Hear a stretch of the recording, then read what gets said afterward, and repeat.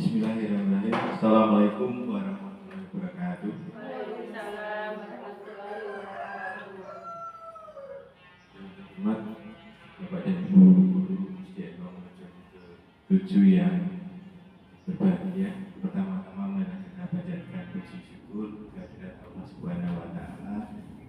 Karena di waktu ini kita masih diberi kesempatan untuk dapat berkumpul di ruangan ini dalam keadaan sehat walafiat tanpa ada kekurangan suatu apapun.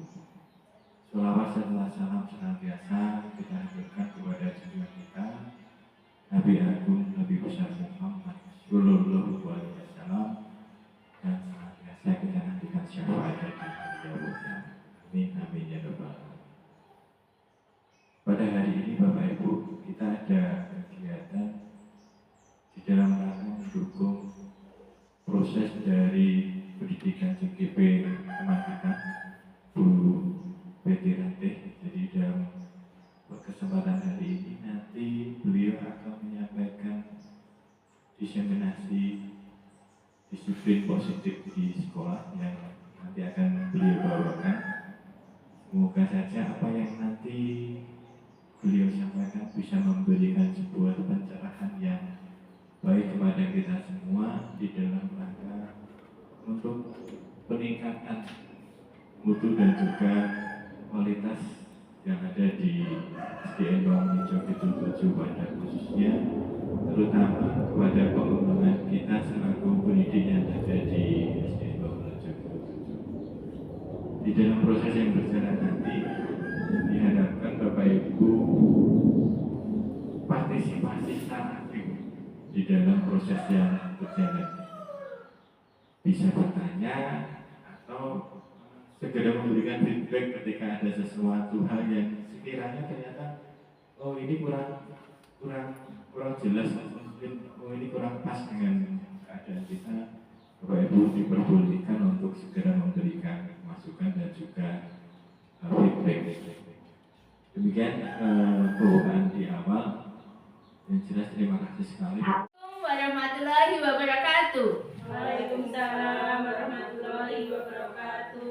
Alhamdulillah ibu-ibu semuanya, hari ini kita bisa bertemu kembali dalam acara diseminasi penerapan budaya disiplin positif di SDN Bangun Tujuh. Kegiatan diseminasi ini adalah salah satu rangkaian tugas yang harus saya lakukan untuk menyelesaikan pendidikan guru penggerak yang sekarang ini sedang saya laksanakan. Ibu-ibu, terima kasih hari ini panjenengan semua sudah meluangkan waktu, meluangkan tenaga juga dan pikiran untuk mengikuti kegiatan ini, dan semoga kegiatan diseminasi ini bisa bermanfaat untuk kita semua. Amin. Amin. Kita lanjutkan ya Bapak Ibu. Nah, ini perkenalan diri dulu. Bapak Ibu, saya adalah Betty Ratih Meganing Tias, rekan sejawat Bapak Ibu semuanya. Saya merupakan CGP angkatan 10. Di sini saya dibimbing oleh Bapak Fauzanur Hakim. Beliau adalah fasilitator PGP angkatan 10, dan Bapak Eko Prastianto. Beliau adalah pengajar praktik PGP angkatan 10. Oke, selanjutnya Bapak Ibu, budaya positif. Apa itu budaya positif? Budaya positif itu merupakan perwujudan dari nilai-nilai atau keyakinan universal yang diterapkan di sekolah. Nah, nilai-nilai ini atau budaya positif ini, jika kita lakukan pembiasaan dengan baik, itu dapat menjadikan sekolah sebagai tempat yang menyenangkan, aman, dan nyaman bagi murid-murid kita. Di dalam kegiatan ini Bapak Ibu, kita akan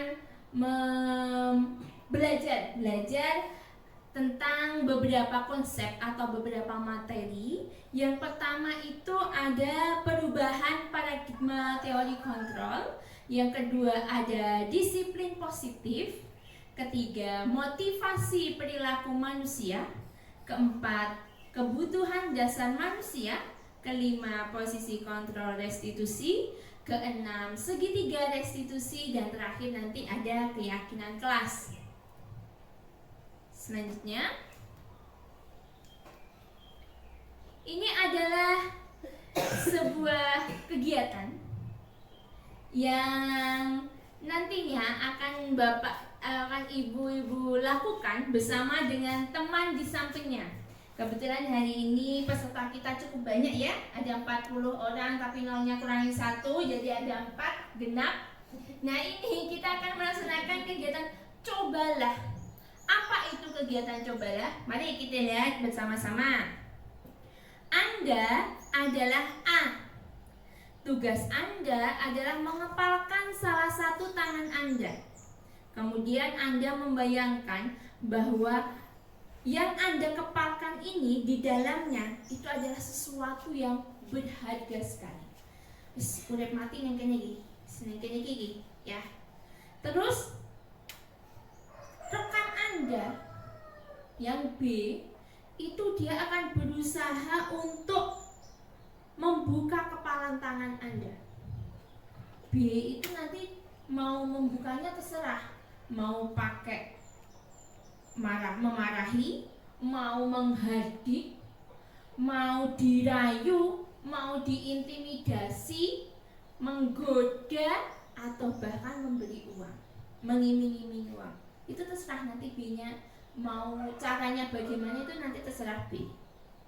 Monggo ibu-ibu ditentukan siapa yang mau menjadi A, siapa yang mau menjadi B. Nanti saya beri waktu 1 menit untuk melakukan kegiatan mempertahankan apa yang ada di kepalan tangannya panjenengan. Siap? Siap. Ayo silakan. 1, 2, 3. Berdiri boleh, duduk boleh, silakan coba pergunakan strateginya ibu-ibu. Oke, ya. Monggo Bu Anti, Bulin, siapa A, siapa B? Nah, boleh pakai mengintimidasi, boleh pakai dirayu. Ayo, boleh dirayu. Monggo. Enggak mau, Bu Betty enggak mau deh. Ayo Bu, ini gimana itu? Coba.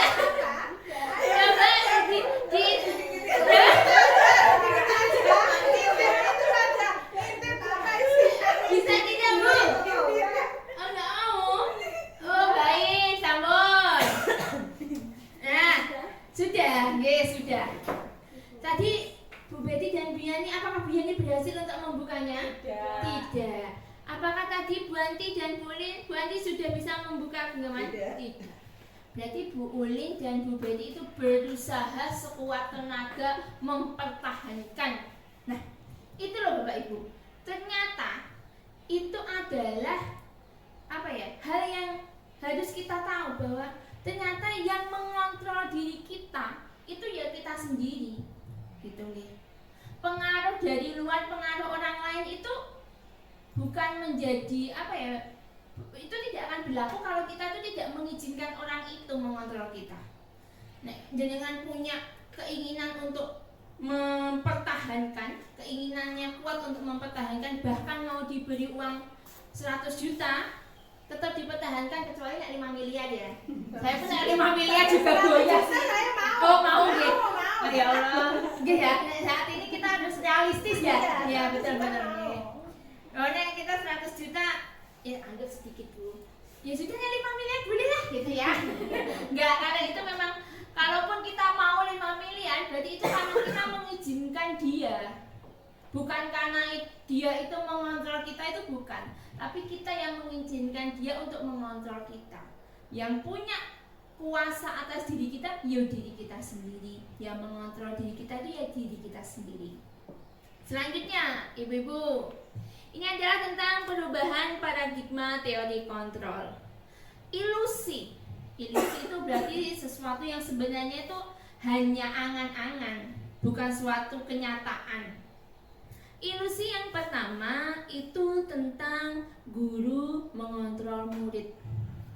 kita ini semuanya sebagai guru selama ini pasti merasa bahwa kita adalah orang yang paling berhak mengontrol murid kita di sekolah. Terutama di sekolah. Karena kita kalau dipanggil guru itu ketika di sekolah. Nek wis di rumah seperti saya ya nek dipanggil anak-anak ya udah mbak. Tapi nek di sekolah bu guru. Kita itu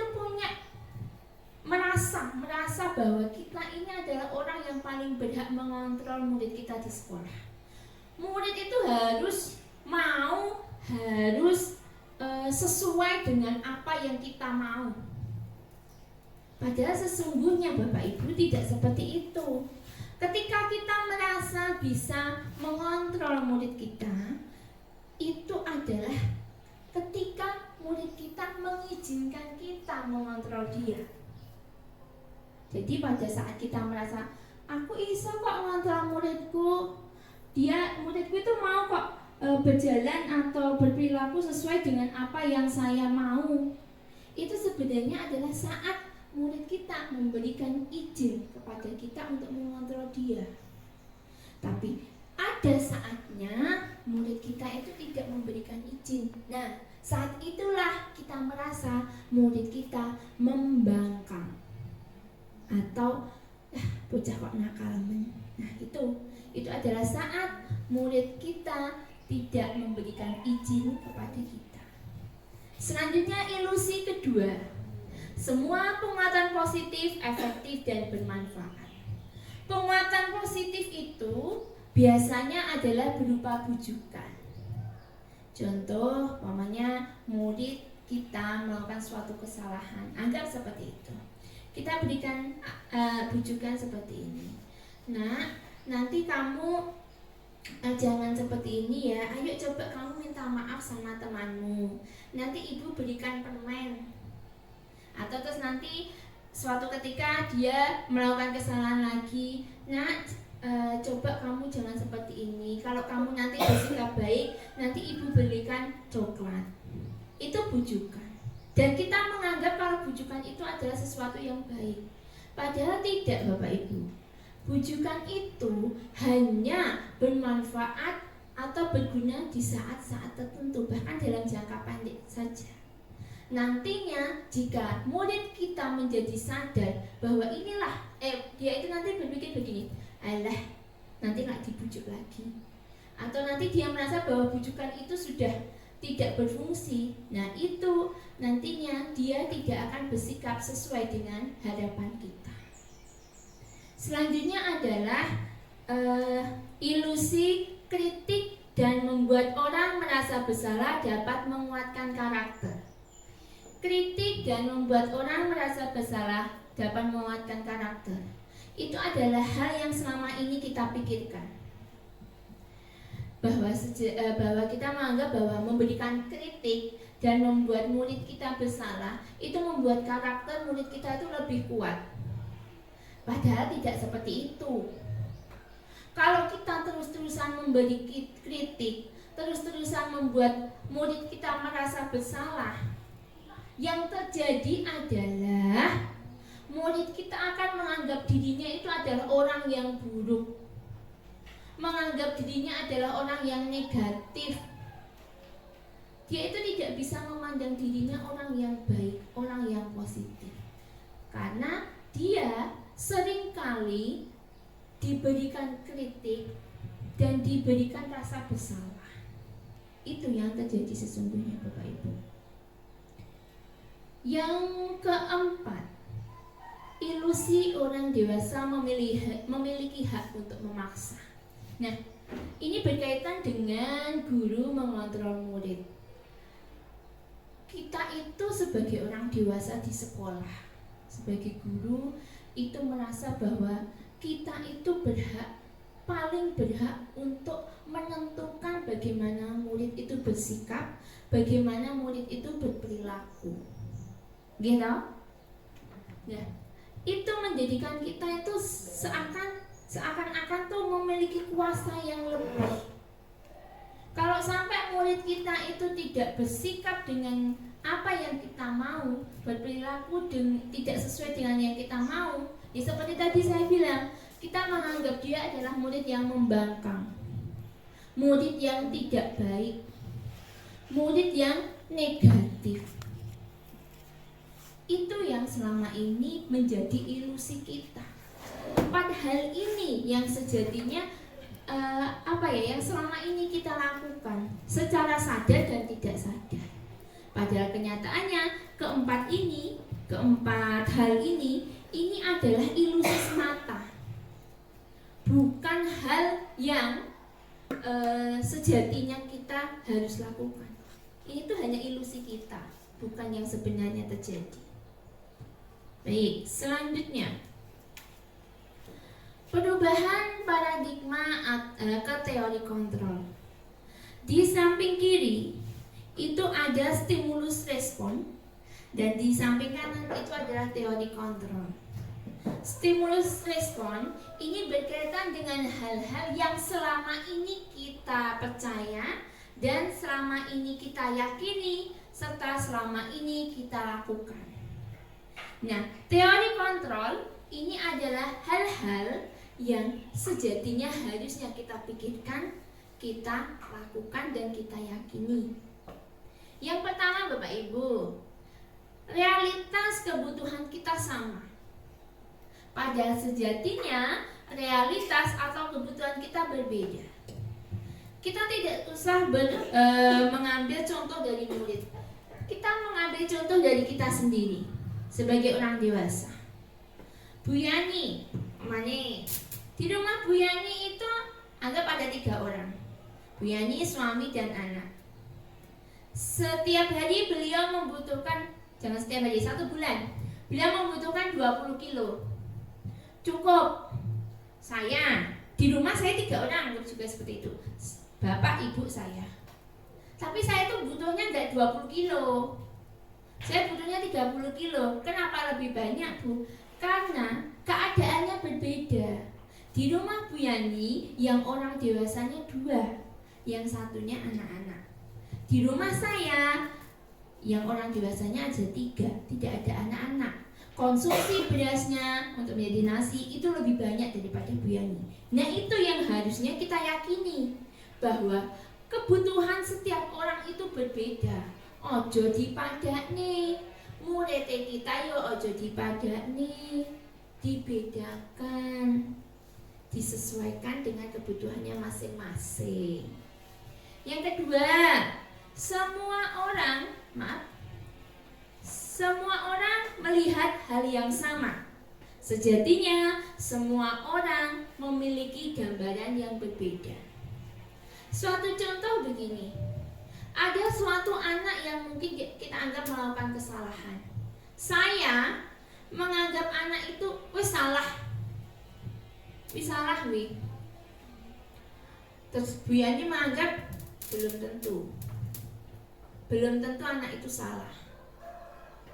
Mungkin ada hal-hal yang mendasari dia berbuat itu. Nah, itu kan gambaran yang berbeda, pandangan yang berbeda. Ini sama dengan poin yang ketiga. Kita mencoba mengubah orang agar berpandangan sama dengan kita. Kita berusaha memahami pandangan orang lain tentang dunia. Ya tadi, saya menganggap anak itu salah, gak enak bener. Tapi Bu Yani berpikirnya tidak seperti itu. Anak itu melakukan sesuatu yang kita anggap salah, ada maksudnya, ada tujuannya, juga ada alasannya. Seperti itu. Ya saya dan Bu Yani harus menghargai pandangan, gambaran satu sama lain. Ya dalam hati mungkin saya piye toh Bu Yani ki, wis jelas-jelas koyo ngono kok jek dianggap enek bener. Mungkin aku berpikirnya begitu, saya berpikirnya begitu. Tapi Bu Yani kan berpikirnya mungkin jauh ke depan. Karena pasti itu didasari dari pengalaman-pengalaman yang terjadi, bahwa setiap orang itu punya alasan untuk melakukan sesuatu. Selanjutnya adalah perilaku buruk dilihat sebagai suatu kesalahan. Selanjutnya adalah semua perilaku memiliki tujuan, yaitu tadi, Saya yang berpikirannya sepertinya belum luas ini menganggap bahwa perilaku buruk seorang siswa itu wis kesalahan, wis gak mungkin diperbaiki, wis isinya mau kayak hukuman wae lah wis dambar. Tapi Bu Yani memiliki keyakinan bahwa semua perilaku memiliki tujuan, sama dengan yang disampaikan dengan teori kontrol tadi, bahwa semua perilaku, entah itu kita anggap perilaku itu buruk, entah itu perilaku baik, itu semua ada alasannya. Contoh, kita maaf kalau saya mengutip atau menyampaikan berita ini yang mungkin sedang jadi berita hangat saat ini Bapak Ibu. Ternyata ada suatu kejadian bahwa seseorang melakukan tindakan tidak baik terhadap pasangannya itu tadi. Kita anggap kok iso ya orang itu tidak berbuat tidak baik kepada pasangannya. Ternyata nek orang cetek mau anggap aja pemikirannya dangkal seperti saya, pasti akan menyalahkan orang tadi. Piye to wi karo pasangannya kok seperti itu. Tapi ternyata setelah ditelusuri, mungkin ada kegiatan, ada dia memakai, orang yang menanyakan itu memakai trik-trik apa, akhirnya ditelusuri ada alasannya ibu-ibu. Kenapa orang tersebut melakukan hal tidak baik kepada pasangannya? Karena ternyata sebelum-sebelumnya pasangannya itu sudah melakukan hal yang tidak baik kepada dirinya. Kita tidak pernah tahu hal-hal yang mendasari hal tersebut kalau kita tidak berpikiran luas, gitu loh. Termasuk kepada mungkin kesalahan-kesalahan yang dibuat oleh murid kita. Nek guru ini berpikiran dangkal seperti saya tadi, ya wis bar, muridnya akan merasa akan dia itu adalah orang yang paling jelek, orang yang paling buruk. Nah, makanya mari kita merubah hal tersebut. Kita merubah dari perilaku buruk itu dilihat sebagai suatu kesalahan, kita ubah menjadi semua perilaku memiliki tujuan. Selanjutnya, orang lain mengontrol saya yang sebenarnya adalah hanya Anda yang bisa mengontrol diri Anda. Contoh, Bu Betty, Bu Yani tadi melakukan kegiatan mempertahankan sesuatu yang berharga, kepalan tangan. Bu Ulin dan Bu Anti pun begitu. Bu Ulin dan Bu Betty berusaha mempertahankan. Nah, itu adalah salah satu contoh dari kalimat ini. Hanya Anda yang bisa mengontrol diri Anda. Kita sebagai manusia, sejatinya kitalah yang bisa mengontrol diri kita. Mau jadi baik, apa mau jadi buruk, mau jadi malaikat, apa mau jadi setan. Istilahnya seperti itu loh. Kita ini yang menentukan diri kita. Begitupun juga murid kita. Dialah yang punya kontrol atas dirinya sendiri, bukan kita sebagai gurunya. Ini selanjutnya, ini juga berkaitan. Saya bisa mengontrol orang lain, sejatinya Anda tidak bisa mengontrol orang lain. Tidak bisa Bu, tidak bisa. Sejatinya kita itu tidak bisa mengontrol orang lain. Bu Yani berusaha untuk memberikan uang 100 juta, 100 miliar ke Bu Betty. Bu Betty nggak mau. Karena ini adalah sesuatu yang berharga. Ini tidak bisa diberikan kepada siapapun. Harus saya jaga. Berarti itu bisa menunjukkan bahwa kontrol diri Bu Betty itu termasuk baik. Dia berusaha mempertahankan apa yang dia punya. Selanjutnya, pemaksaan ada pada saat bujukan gagal. Yang seharusnya terjadi adalah kolaborasi dan konsensus menciptakan pilihan baru. Ini maksudnya adalah bahwa kita selama ini kalau merayu murid agar melakukan sesuatu yang kita mau, agar dia bersikap sesuai yang kita mau, nek gagal itu kita paksa. Kita jadi awalnya ya le ya, gini ya le, nanti kak tembaknya coklat, mau ya le, kamu nanti minta maaf sama ini ya le, gitu. Tapi nek muridnya bilang nggak mau, aku tuh nggak mau Bu, kita langsung, sekarang kamu mau apa enggak? Nek nggak mau, tak kasih hukuman wes. ya kita semua. Saya masih seperti itu. Pasti seperti itu kan. Seharusnya kita itu sebagai guru itu malah mungkin baiknya kita itu kalau ada suatu masalah dengan murid, bolehlah tanya, konsultasi dengan temannya, berdiskusi dengan rekan sejawat maksudnya, agar nantinya itu bisa menghasilkan pilihan-pilihan baru untuk murid kita dalam memperbaiki kesalahannya. Gitu. Jadi ada peluang membuat murid kita itu kembali menjadi orang yang positif. Sesuai dengan poin terakhir, model berpikir menang kalah yang seharusnya terjadi adalah model berpikir menang-menang. Ini artinya bahwa selama ini yang kita pikirkan bahwa murid nek salah berarti dia ya kudu dihukum. Tapi kalau dari teori kontrol, tidak ada yang salah, tidak ada yang benar, tidak ada yang kalah, tidak ada yang menang, semuanya menang.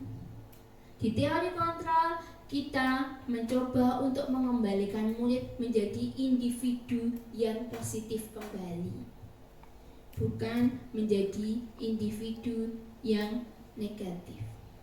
Selanjutnya, nah ini kita ke makna kata disiplin. Bu Ulin, nek jenengan mendengar kata disiplin, yang jenengan apa yang terlintas di kepala atau pikirannya panjenengan apa Bu? Teratur dan sesuai aturan. Sesuai aturan. Ada sedikit ketakutan nggak kalau disiplin? Kalau kita mendengar kata disiplin itu ada rasa takut ya? Oke, ada rasa takut. Kenapa bisa ada rasa takut tersebut? Karena biasanya kata disiplin itu sering dihubungkan dengan hukuman. Pokoknya nek gak sesuai aturan harus dihukum lah. Pasti kita di sekolah pernah mengalami itu. Makanya kita memilih untuk setiap hari masuk, kita ini yang mungkin dianggap cemen ya, pada zaman dulu cemen itu artinya ya gak waninan, itu pasti memilih untuk masuk setiap hari, patuh aturan. Aslinya gak pengen patuh tenan, wedi dihukum, wedi bapak ibu dipanggil yang sekolah, iya kan? Aslinya gak pengen, aku lah SMA gak pengen wong kadek meloncat neng sawah, terus tidak apa namanya, tidak terlihat, terus tidak ada jejak, tapi wedi. Wedinya awak mergo engko nek entuk hukuman. Nah, dalam budaya kita, makna disiplin itu dimaknai menjadi sesuatu yang dilakukan seseorang pada orang lain untuk mendapatkan kepatuhan. Kita cenderung menghubungkan kata disiplin dengan ketidaknyamanan. Nah, kalau di sini dimaknai menjadi sesuatu yang dilakukan seseorang pada orang lain untuk mendapatkan kepatuhan. Ini bisa kita maknai, contohnya adalah dari sekolah kepada murid. Kita membuat peraturan itu buat apa? Ben muridnya patuh, ben muridnya menaati, gitu. Nah, itu jadi tidak menimbulkan kesadaran diri dari murid kita. Selanjutnya, ini adalah makna kata disiplin oleh Ki Hajar Dewantara. Di situ beliau menyatakan bahwa di mana ada kemerdekaan, disitulah harus ada disiplin yang kuat. Sungguh pun disiplin itu bersifat self-disiplin. Artinya kita sendiri yang mewajibkan kita dengan sekeras-kerasnya. Disiplin itu berkaitan dengan diri kita sendiri. Kitalah yang memunculkan disiplin itu. Kitalah yang mengerti disiplin itu seperti apa. Bagaimana kita memaknai disiplin itu. Kitalah yang mewajibkan diri kita sebenar-benarnya untuk sekeras-kerasnya agar disiplin itu dapat kita lakukan.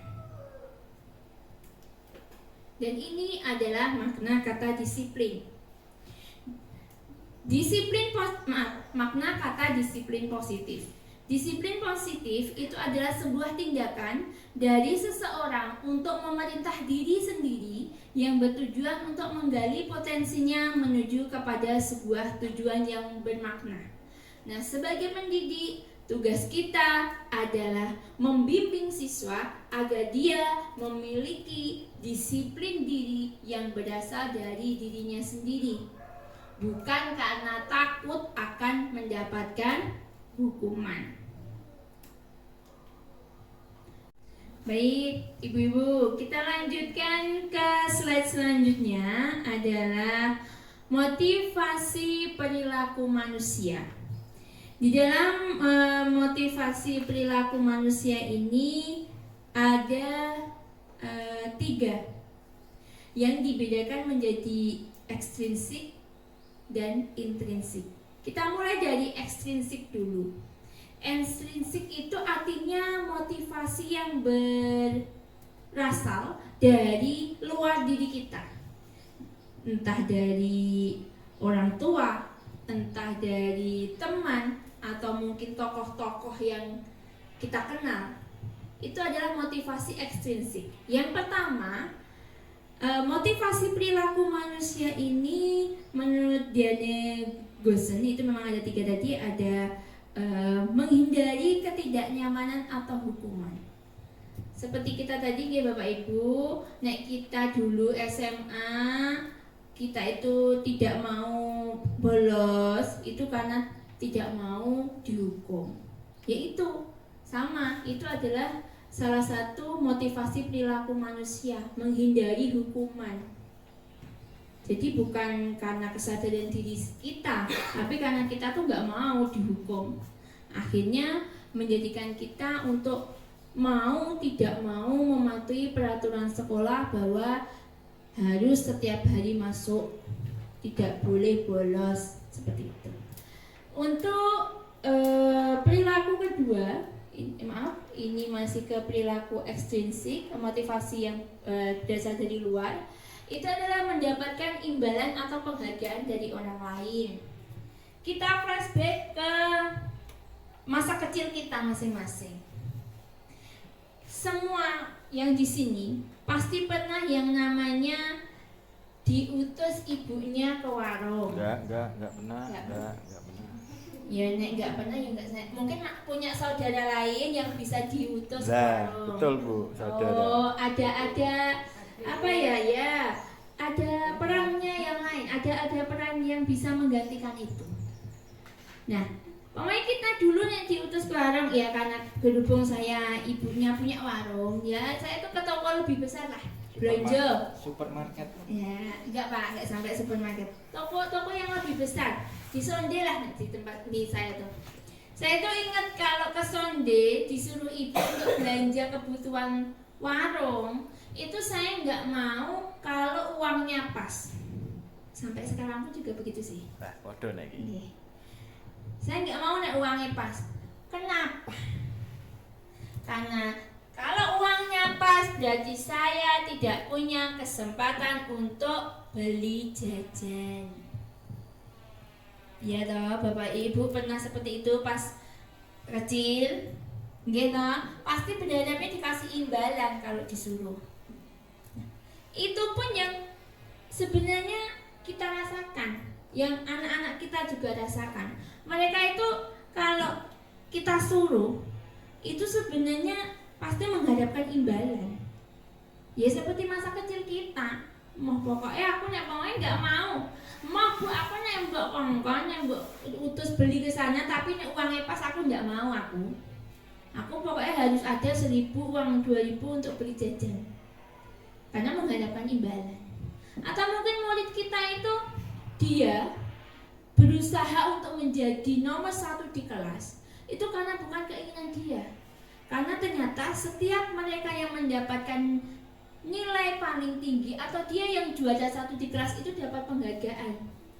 Nah itu ternyata dia motivasinya bukan karena dirinya sendiri pengen maju atau dan sebagainya, tapi karena pengen dapat penghargaan. Itu juga masuk ke motivasi ekstrinsik. Nah, sekarang kita ke motivasi terakhir yaitu intrinsik. Di sini disebutkan bahwa untuk menjadi orang yang mereka inginkan dan menghargai diri sendiri dengan nilai-nilai yang mereka percaya. Kalau motivasi ini adalah motivasi yang berasal dari dirinya sendiri. namanya Ina. Dia itu seorang guru. Beliau seorang guru. Bu Ina ini adalah seorang guru. Beliau ini menyadari bahwa tanggung jawab menjadi guru itu banyak dan cukup berat. Tapi beliau menyadari hal tersebut, ada kesadaran dari dirinya sendiri, maka dia dengan rajin, dengan keyakinan untuk selalu memberikan yang terbaik untuk anak didiknya. Dia berusaha untuk setiap hari sampai sekolah itu jam 6:15. Padahal rumahnya di mana? Di sini. Rumah sini sampai sini kayaknya 1 jam. Berarti anggap aja beliau dari rumah jam 5, basubuhan langsung. Itu karena beliau itu meyakini, sadar, aku itu guru. Memang sejatinya aku itu harus menjadi orang yang bisa dicontoh oleh murid-muridku. Salah satu hal yang dia laksanakan pertama adalah masuk sekolah tepat waktu. Tapi nek jam 6:15 itu lebih dari tepat waktu ya, sangat-sangat awal waktu gitu. Tapi ya anggap itu sebagai motivasi lah untuk kita juga. Berarti kita mendapatkan motivasi dari Bu Ina itu. Beliau rumahnya sini sampai sini jam 6:15. Tapi yang didasarkan Bu Ina itu adalah motivasi intrinsik dari dirinya sendiri, dari apa yang dia yakini. Nah, kita sebagai guru itu berusaha untuk membuat murid kita punya motivasi intrinsik ini. Biar apa? Biar murid kita itu lebih mudah untuk bersikap yang anggap aja baiklah, untuk lebih mudah membuat semuanya itu menjadi positif. Biar dia itu tidak melakukan sesuatu yang di luar norma-norma atau hal-hal yang kita yakini selama ini. Biar dia itu melakukan sesuatu itu biar yakin, biar tenanan. Nek orang itu melakukan sesuatu yang dia yakini kan pasti lebih semangat, lebih punya dorongan yang besar daripada kalau motivasinya dari luar. Selanjutnya, Ibu, kebutuhan dasar manusia. Kebutuhan dasar manusia itu ada 5. Ada bertahan hidup, kasih sayang dan rasa diterima, penguasaan, kebebasan, dan kesenangan. Ini kita ambilkan contoh dari suatu masalah, tapi kita lihat dari kebutuhan masing-masing. Satu masalah ini kita lihat dari kebutuhan masing-masing. Kita mulai dari bertahan hidup. Contoh kasusnya Doni. Doni ketahuan untuk dia mengambil makanan dari Sinta. Ya, kalau gurunya seperti saya tadi ya mesti langsung, Don, kamu udah mengambil makanannya Sinta, kamu dihukum keliling halaman sekolah 100 kali.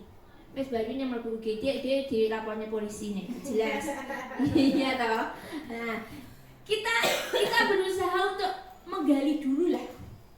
Kita kalau dilihat dari bertahan hidup dulu, kita lihat kebutuhan dasarnya dari bertahan hidup. Kalau dilihat dari kebutuhan bertahan hidup itu ternyata ibu-ibu, Doni itu melakukan seperti itu karena ternyata selama ini dia itu kalau sekolah tidak dibekali makan oleh bapak atau ibunya. Nah, pulang sekolah aja 2:30. Kita sarapan jam 7. Doni itu diberi uang saku hanya 3.000. Ya enggak cukup.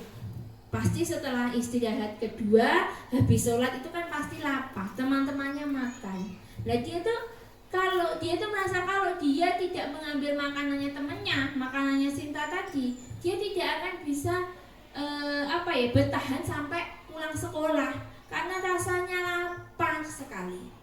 Karena dia merasakan lapar. Nah ini kalau dari kejadian ini bisa kita lihat bahwa itu adalah upaya Doni untuk memenuhi kebutuhan dasarnya, yaitu bertahan hidup. Masih di kasus yang sama, tapi kita melihat dari kasih sayang dan rasa diterima. Kalau kita sebagai guru menemukan masalah seperti yang Doni lakukan tadi, pasti selain kita mencari alasan, bertanya alasan kepada Doni, pasti tindakan kita selanjutnya adalah menghubungi orang tuanya, gitu. Nah, kalau menghubungi orang tuanya, itu artinya orang tuanya akan dipanggil ke sekolah mungkin. Itu artinya Doni akan mendapatkan atensi atau perhatian dari orang tuanya. Karena ternyata selama ini Doni itu kurang perhatian dari orang tuanya. Dengan dia melakukan tindakan itu, akhirnya orang tuanya diberitahu, orang tuanya dipanggil, orang tuanya jadi lebih perhatian kepada Doni. Dan itu akhirnya memenuhi kebutuhan dasarnya, yaitu kasih sayang dan rasa diterima. Bu Anti pasti juga memiliki kebutuhan kasih sayang dan rasa diterima. Bu Anti itu kasih sayang dan rasa diterimanya dari mana? Dari suaminya mungkin.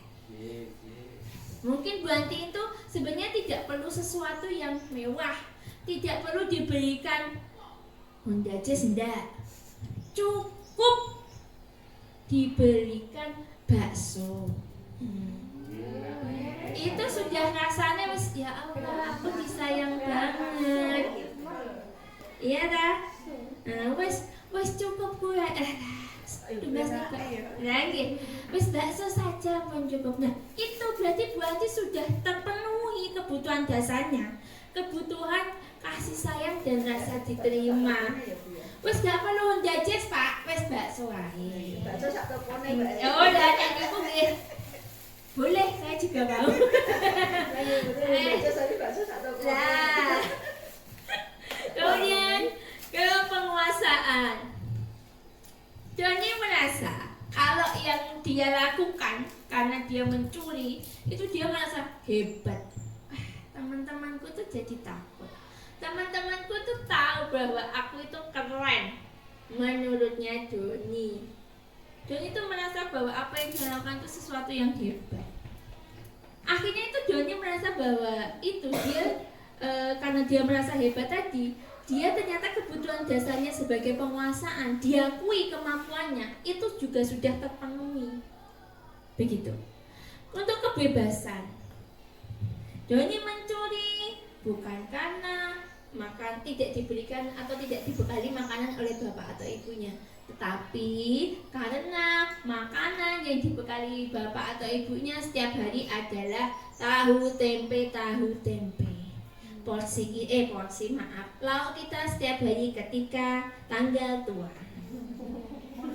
Nggih, tahu tempe. Oh, berarti ya kita hidup sederhana ya.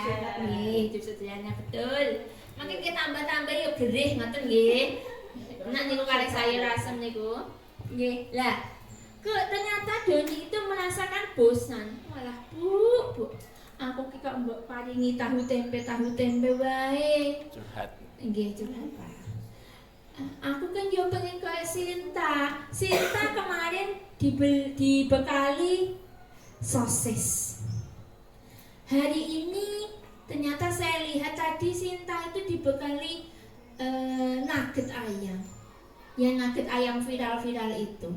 Aku kan yo pengen. Nah, akhirnya karena dia merasa bosan tadi, lauke itu aja, dia memilih untuk mencuri. Setelah mencuri jadi, dia merasa bahwa kebutuhan dasarnya yang kebebasan ini sudah terpenuhi. Yang terakhir adalah kesenangan. Ternyata Doni itu bukan karena tidak dibekali, bukan karena makanannya tidak bervariasi, bukan karena kurang kasih sayang, itu bukan, tapi karena pengen seneng-seneng aja.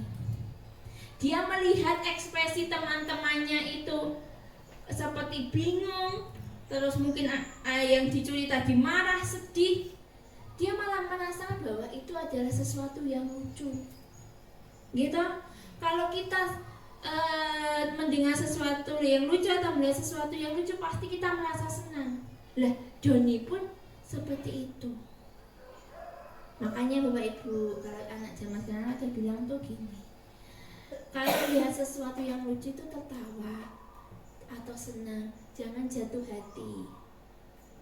Nek jadi ini cah nom-nom nih kalau, jadi nek melihat sesuatu yang lucu itu senanglah, jangan jatuh hati. Karena jatuh hati sepakai dengan patah hati. Baik, lanjut. Ngomong apa ya? Gak lanjut Pak, cerita ini. Baik tekan ini. Kita lanjut ke hukuman, konsekuensi dan restitusi. Kita ke hukuman dan konsekuensi dulu, ibu-ibu.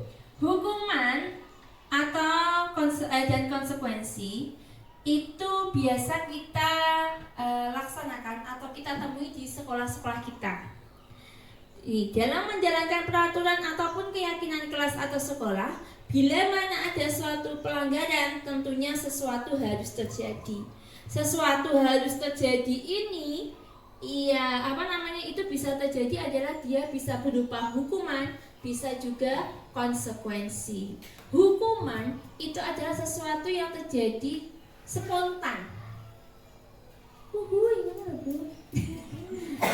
Spontan ini adalah sesuatu yang terjadi spontan. Jadi tanpa perencanaan. Mamanya ada tiba-tiba ada murid yang melanggar atau dia datang terlambat, terus kita berikan hukuman, kita minta dia untuk keliling sekolah, berlari keliling sekolah, berarti itu kita melaksanakan hukuman. Nah, kalau konsekuensi itu adalah sesuatu yang sudah direncanakan, sudah ada di peraturan. Nah, kalau restitusi itu adalah proses menciptakan kondisi bagi murid untuk memperbaiki kesalahan mereka, sehingga mereka bisa kembali pada kelompok mereka dengan karakter yang lebih kuat. Itu adalah yang disampaikan oleh Gosen tahun 2004.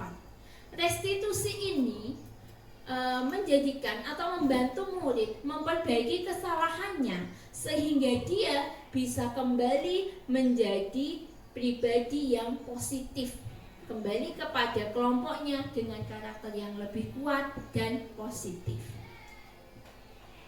Ini adalah perbedaan hukuman dan konsekuensi, ibu-ibu. Itu ada 7 tindakan guru. Nah, menurut ibu-ibu, ini masuk ke hukuman atau konsekuensi. Silakan dipikirkan 1 menit saja dan nanti akan saya tanyakan ke ibu-ibu. Ini masuk hukuman atau konsekuensi? Monggo.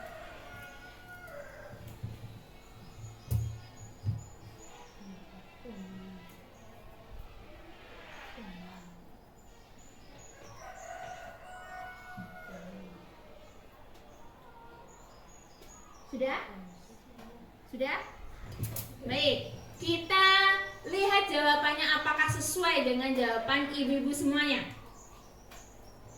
Mencatat 100 kali dalam buku kalimat saya tidak akan terlambat itu masuk hukuman. Sesuai? Sesuai. Lari mengelilingi lapangan basket 2 kali karena terlambat hadir sekolah. Hukuman? Sesuai. Baik. Murid diminta untuk push up 15 kali karena tidak menggunakan masker ke sekolah. Hukuman, betul. Menggantikan kertas tugas teman yang dicoret-coret. Konsekuensi. Membersihkan tumpahan air di meja tulis karena tersenggol pada saat belajar. Konsekuensi.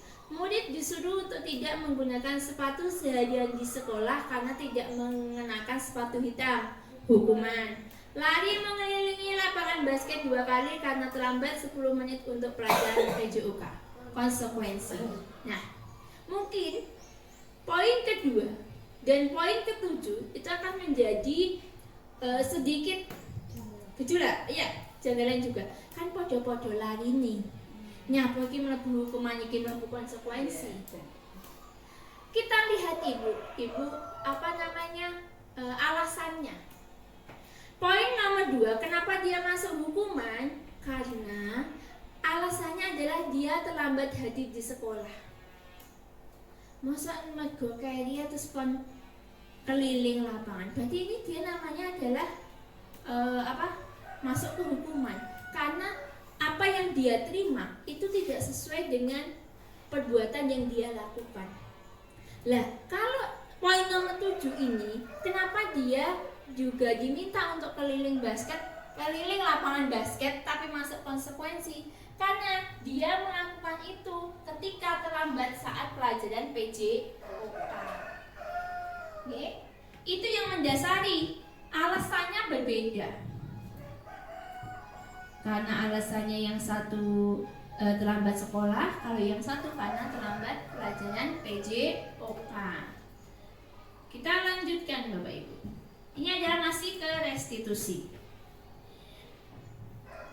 Restitusi itu dijelaskan di situ bahwa bila ada seseorang berbuat salah pada Anda, ketika mereka menawarkan sebuah tindakan untuk memperbaiki kesalahan mereka, kemungkinan besar jawaban Anda adalah menolak semua tawaran tersebut dan akan bilang, "Nggak usah, nggak apa-apa kok, nggak apa-apa, santai wae.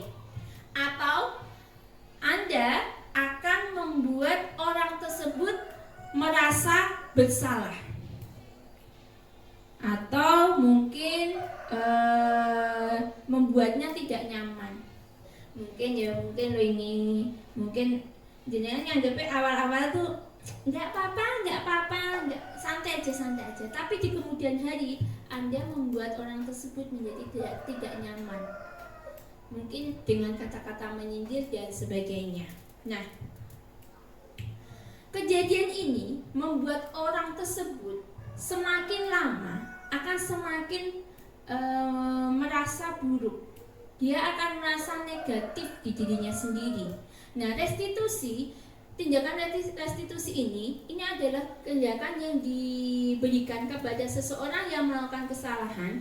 Itu dia akan dibantu untuk memperbaiki kesalahannya, sehingga dia bisa mengembalikan harga dirinya dan dia akan bisa berubah dari orang yang negatif ke orang yang positif. Selanjutnya adalah posisi kontrol restitusi. Posisi kontrol restitusi itu ada 5. Ada penghukum, pembuat rasa bersalah, teman, pemantau, dan manajer. Penghukum dan pembuat rasa bersalah. Penghukum itu contohnya adalah yang biasa kita lakukan. Nah, enek sing keri sekolah, enek sing terlambat masuk sekolah, terus diminta untuk kamu terlambat, berarti kamu harus menuliskan kalimat maaf saya terlambat, saya tidak akan mengulangi lagi 100 kali. SB hukuman. Sering kita lakukan. Betul apa salah? Betul. Sering kan ibu-ibu. Kemarin. Sekarang kan kita udah enggak. Insya Allah. Terus kemudian membuat rasa bersalah. Wes anggap murid kita melakukan tindakan pencurian. Nek zaman saiki nyuri velg lah, ben ketok gede. Terus kita dipanggil oleh mungkin kepolisian dan sebagainya karena kita adalah wali kelasnya, itu bisa terjadi. Terus kita akhirnya bertemu murid kita keesokan harinya, atau kita bertemu saat kejadian itu, kita mengatakan, ibu kecewa sama kamu. Dramatis sekali itu. Itu ternyata kalimat sesederhana itu, kalimat sependek itu bisa menimbulkan rasa yang dampak yang luar biasa terhadap murid kita. Dia akan sangat merasa bersalah, dia akan merasa bahwa aku orang paling buruk. Bisa seperti itu dampaknya Bapak Ibu. Nah, penghukum dan pembuat rasa bersalah ini masuk ke perilaku kontrol negatif. Nah, perilaku atau posisi kontrol selanjutnya adalah teman. Teman itu biasanya guru tersebut berusaha agar anak tersebut dekat dengan dia, dekat dengan beliau. Tujuannya itu biar anak itu mau menceritakan apa yang dia alami, dia rasakan. Tapi ternyata itu memiliki efek negatif. Efek negatifnya ketika terjadi sesuatu, dia melakukan kesalahan, anggap seperti itu, dan gurunya ternyata tidak membantunya, dia merasa ditinggalkan oleh gurunya. Dia merasa bahwa gurunya tidak lagi peduli terhadap dirinya. Nah, selanjutnya adalah posisi pemantau. Kalau posisi pemantau ini, guru itu hanya melihat, kemudian mencatat apa yang dilakukan, kesalahan apa yang dilakukan oleh murid. Kemudian beliau akan menghubungkan dengan konsekuensi yang sudah ada. Kalau murid terlambat sekolah, konsekuensinya apa? Nanti dihubungkan di situ, dan dia juga bertanya kepada muridnya, kamu tadi melakukan ini, iya. Kamu tahu konsekuensinya, iya. Berarti kamu harus apa? Ini, udah seperti itu. Pemantau itu seperti itu. Pemantau dan teman ini masuk ke ke perilaku kontrol positif. Dan yang terakhir adalah posisi kontrol manager. Posisi kontrol manager ini guru akan berusaha untuk mencari tahu, membantu murid untuk merefleksikan tindakannya, merefleksikan kesalahannya, kemudian membantu murid untuk menemukan solusi-solusi dari kesalahannya tersebut dan melakukan perbaikan atas kesalahannya tersebut, sehingga murid bisa kembali menjadi orang yang positif.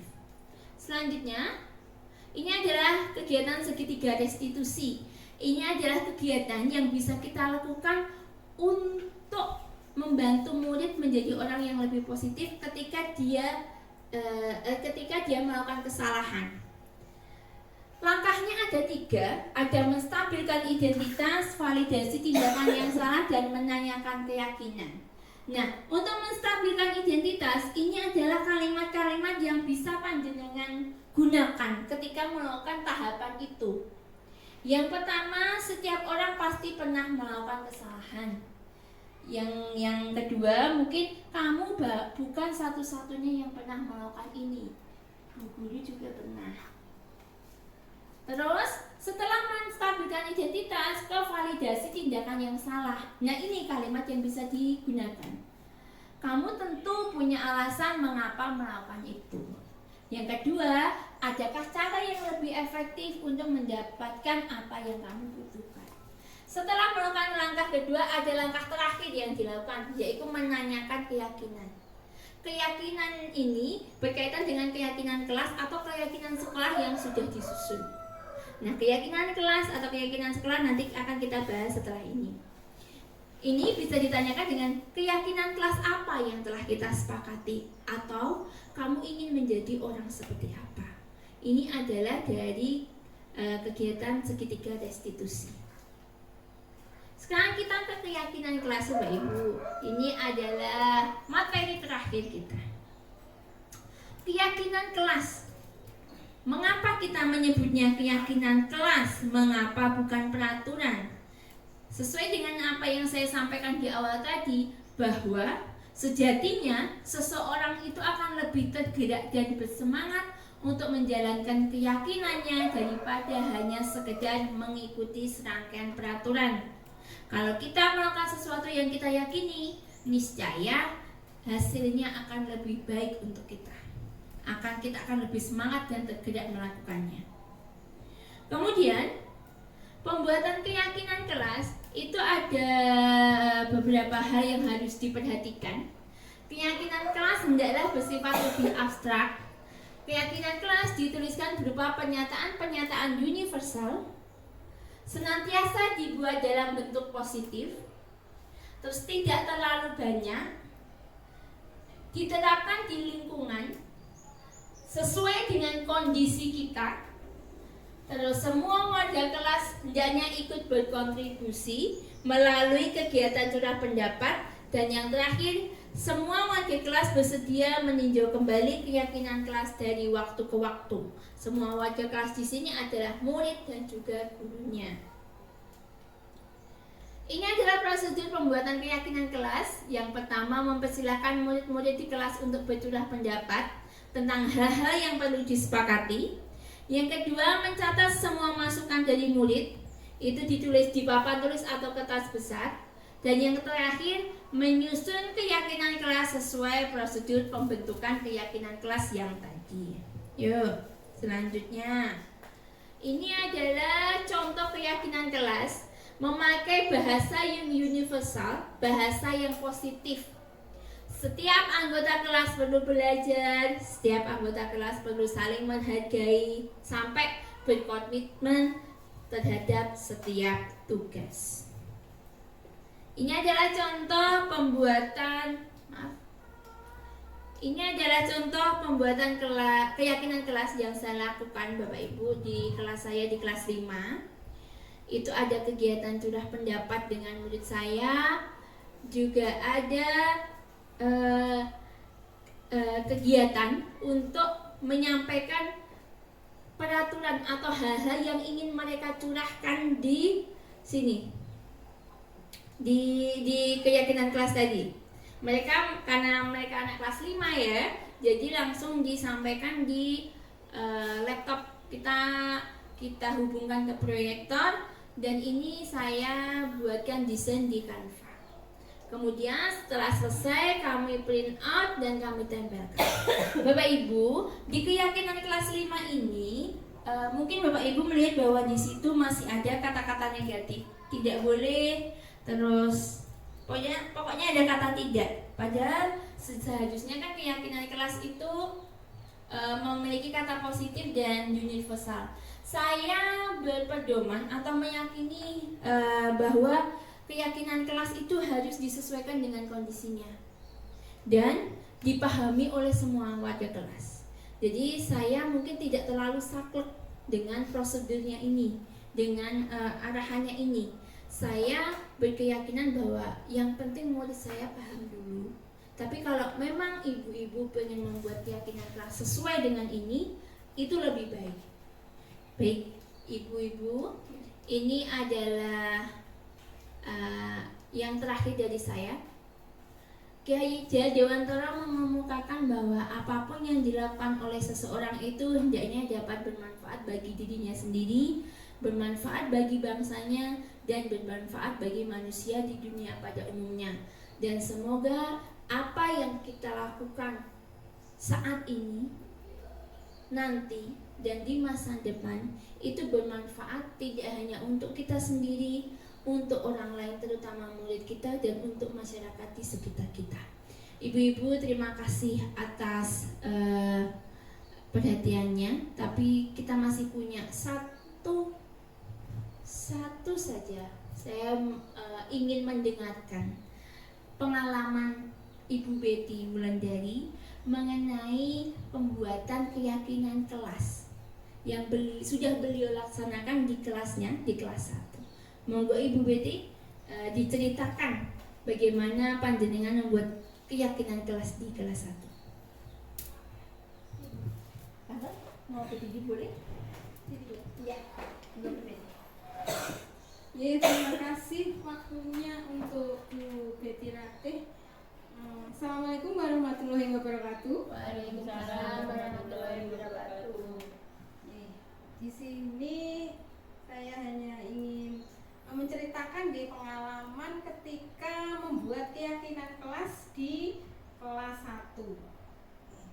Keyakinan kelas itu idealnya itu kita lakukan atau kita buat itu di awal tahun ajaran baru, di awal tahun ajaran baru. Sebelum kita memulai pembelajaran, kita ajak anak-anak untuk membuat kesepakatan yang diyakini oleh semua warga yang ada di kelas itu, bukan hanya murid tetapi juga bapak ibu guru yang ada di kelas. Misalnya saya di kelas 1 itu kebetulan jumlahnya ada 5 di kelas saya, ada 5.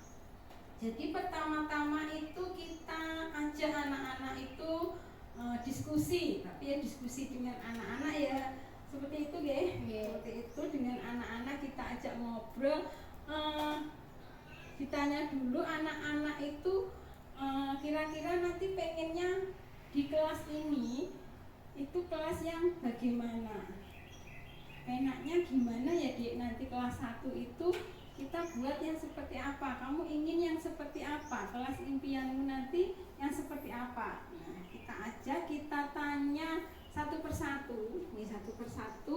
Kemudian dari hasil jawaban masing-masing anak itu kita tuliskan.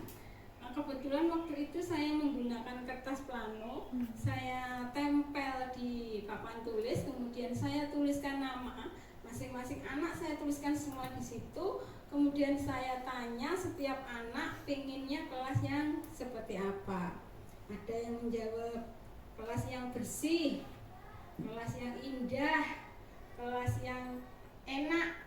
Nah, saya tuliskan semuanya di situ sesuai dengan nama anak, ya, semua dengan nama anak. Kemudian saya tanya lagi anak tersebut, kalau kamu ingin kelas yang bersih, kira-kira apa yang akan kamu lakukan, Dek? Gitu. Saya tanya seperti itu. Ada yang menjawab dipel, Bu. Oh iya, saya tulis dipel. Ada yang jawab disapu, Bu. Disapu. Kita tuliskan semuanya. Nah, setelah kita tuliskan semuanya, kita menyapu tadi kita rubah atau kita ganti dengan kalimat positif. Ya, kalimat positif tadi. Misalnya dengan yang ingin kelas yang bersih, yang pengennya tadi dengan disapu. Nah, itu apa yang harus kamu lakukan? Misalnya kita buat dengan kalimat menjaga kebersihan. Nah, seperti itu. Misalnya kalau ingin kelas yang tidak suka ramai, tidak ribut dengan temannya, kita tuliskan misalnya saling menghormati. Nah, seperti itu, Bu. Pengalaman saya di kelas 1, kemudian saya tanya lagi, kira-kira nanti kalau kalian tidak melaksanakan, tidak mau menyapu, kira-kira apa nanti sebagai konsekuensinya? Kita hindari kata hukuman gitu. Kita hindari kata hukuman, kita ganti konsekuensinya. Ya nanti nyapu lagi, Bu. Temannya istirahat, nanti nyapu. Nah, seperti itu. Tapi kita buat kesepakatan, bagaimana, Dek, kalau nanti istirahat kamu menyapu, kira-kira. Nah, kalau semuanya sudah menyetujui, berarti itu yang akan menjadi konsekuensi anak-anak ketika dia tidak melakukan apa yang sudah dibuat keyakinan kelas. Nah, seperti itu, Bu, pengalaman saya di kelas 1. Semoga bisa menjadi inspirasi atau ide untuk dilakukan atau dilaksanakan di kelas yang lain. Nuwun sampun, Bu nggih. Sampun, terima kasih. Wassalamualaikum warahmatullahi wabarakatuh. Waalaikumsalam warahmatullahi wabarakatuh. Aplaus untuk Bu Betty, terima kasih sekali atas ceritanya. Apa yang sudah Bu Betty lakukan itu luar biasa sekali. Tidak mudah untuk mengajak anak kelas 1 terutama melakukan kegiatan curah pendapat, tapi Bu Betty bisa mengakomodir hal tersebut dengan sangat baik. Dan semoga ibu-ibu dari kegiatan ini, dari apa yang sudah Bu Betty sampaikan tadi, ceritakan tadi juga, bisa menginspirasi atau memberikan ide kepada ibu-ibu semua untuk melaksanakan atau membuat keyakinan kelas di kelasnya masing-masing. Guru mapel pun bisa membuat keyakinan kelas. Nanti bisa berkoordinasi dengan wali kelas yang dituju. Baik Ibu, terima kasih atas perhatiannya, terima kasih atas waktu dan tenaganya. Semoga kegiatan ini bermanfaat bagi kita semua. Saya undur diri. Assalamualaikum warahmatullahi wabarakatuh.